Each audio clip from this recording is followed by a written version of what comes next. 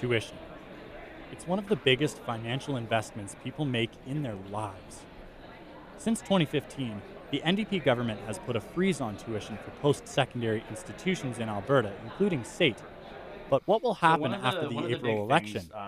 Lower tuition sounds great, but it does have its drawbacks. In Ontario, they said that they're going to decrease tuition by 10%.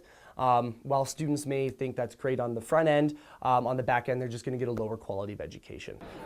The New Democrats have been adamant tuition remain low, but that means many institutions have had to cut services, especially behind the scenes, or increase class sizes. When we are broached with examples like that of just quality of programming going down, yes, it could be linked to government legislation and a decrease to funding, but institutions also play a large role in that.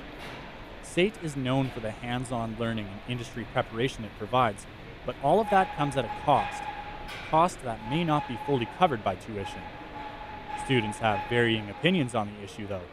Increased tuition could mean higher quality of education, but at the same time it could deter students from post-secondary institutions. It's nice to have more services when you're at school, so I think that if the price increased, you would just hope that the services increase as well.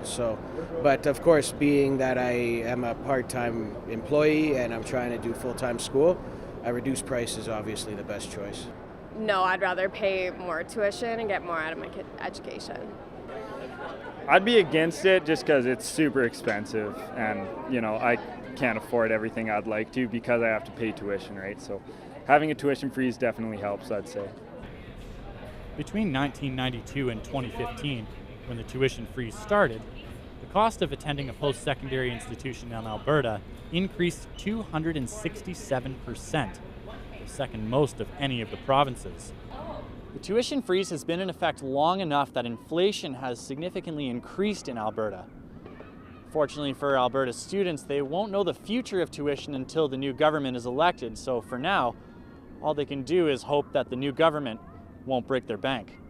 For State News File, I'm Danny Seymour.